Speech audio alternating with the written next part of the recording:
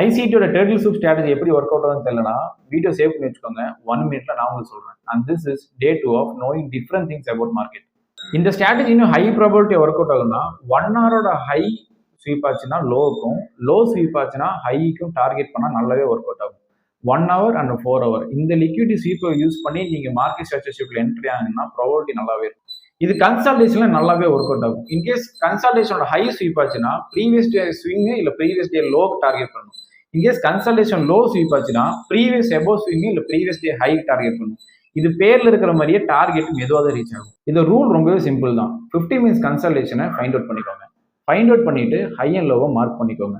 Mark பண்ணதுக்கு அப்புறம் if market வந்து பை சைட் லிக்விடிட்டி ஸ்வீப் ஆச்சு அப்படின்னா செல் சைடுக்கு டார்கெட் பண்ணுங்க. செல் சைட் லிக்விடிட்டி ஸ்வீப் ஆச்சு அப்படின்னா பை சைடுக்கு டார்கெட் பண்ணுங்க. பட் ரொம்ப முக்கியமான விஷயம், எந்த ஸ்ட்ராட்டஜியுமே எல்லா டைமே மார்க்கெட்ல ஒர்க் அவுட் ஆகுது. இதோட ரிஸ்க் ரிவார்டு 1:3 வச்சிருந்தீங்கன்னாலே உங்களுக்கு கன்சிஸ்டண்டா கிடைக்கும். பட் இது ஸ்டாப் லாஸும் அடிக்கும், டார்கெட்டும் இருக்கும். ஸோ பட் நீங்க கன்சிஸ்டண்டா எடுக்கிற மாதிரி தான் இந்த ஸ்ட்ராட்டஜி ஒர்க் அவுட் ஆகும். ஸோ இந்த மாதிரி ஸ்ட்ராட்டஜி ஃப்ரீயா லேர்ன் பண்ணிக்கணும்னு ஆசைப்பட்டீங்கன்னா மறக்காம ஃபாலோ பண்ணி வச்சுக்கோங்க. நான் உங்க அமல், நான் உங்களை டே 3 மீட்